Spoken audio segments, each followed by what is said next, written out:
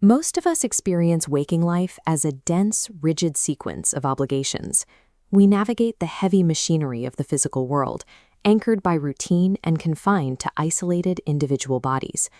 Marco Dane defines this physical state as a lucid dream, a construct where thought vibrations are lowered in density until they appear as tangible reality. Beneath the density of this dream lies the actual fabric of existence, a single, unified, universal consciousness where the separation between objects and people completely dissolves.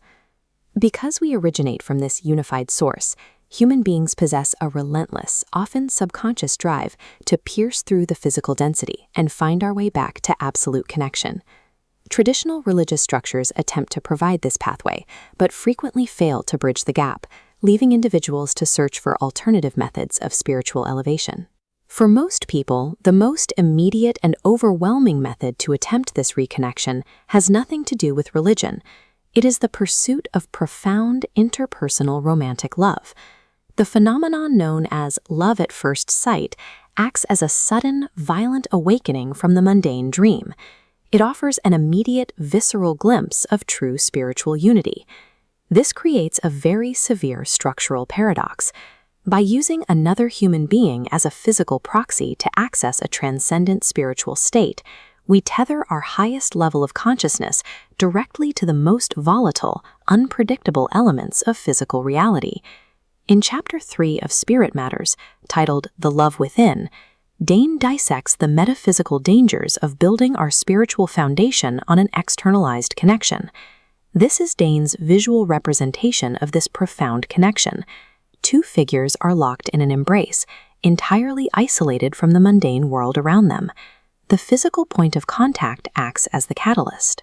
The interlocking of arms and the closeness of the bodies initiate a transmutation, lifting the individuals beyond their physical limitations. This physical tether initiates an expansion of the mind. The standard, isolated human consciousness is overridden by a blossoming of universal understanding, depicted here by the flowers replacing the primary figure's head. Yet, a critical architectural error exists within this image. The individual is effectively outsourcing their access to the divine to another human being. The partner becomes a proxy, a fragile external object tasked with holding the immense weight of infinite universal energy. As long as this proxy remains physically present and emotionally reciprocal, the system functions. The illusion of spiritual perfection holds firm.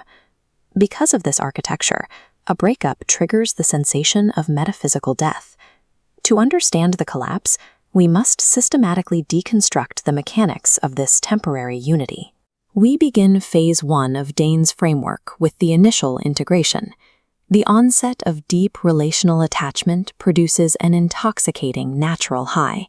In this peak state, the external environment and its associated mundane problems completely cease to exist for the individuals involved. This isolation triggers a phenomenon Dane calls self-reflection.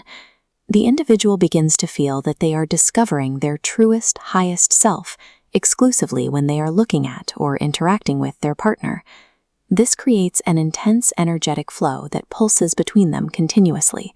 It persists whether they are actively engaging, physically separated, or even asleep.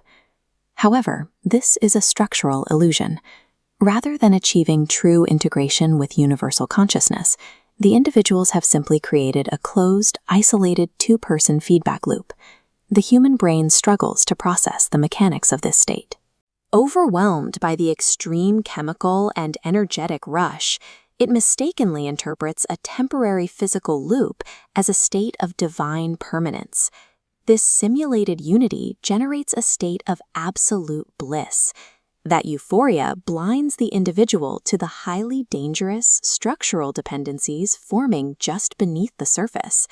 This brings us to Phase 2, exposing the system's fatal flaw. Dane refers to this vulnerability as the clause of reality.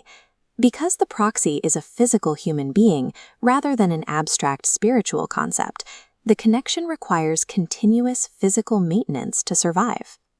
Dane describes these requirements as strings attached to the heart.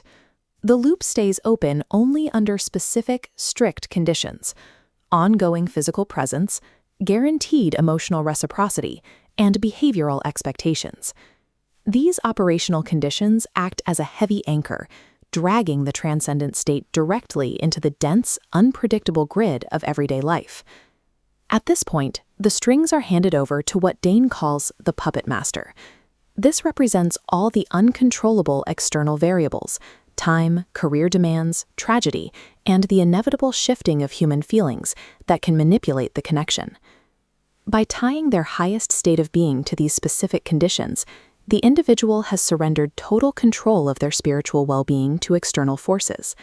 The exact connection that originally elevated them above the mundane world has, paradoxically, anchored them to its volatile rules with devastating rigidity. Phase 3 maps the inevitable disruption of this system. When the external proxy withdraws their energy, changes their mind, or leaves, the tether holding the structure together snaps under the tension. The immediate physiological result is a severe chemical deficit. The natural high that the brain had grown dependent on is abruptly and entirely cut off. This is distinct from standard emotional sadness.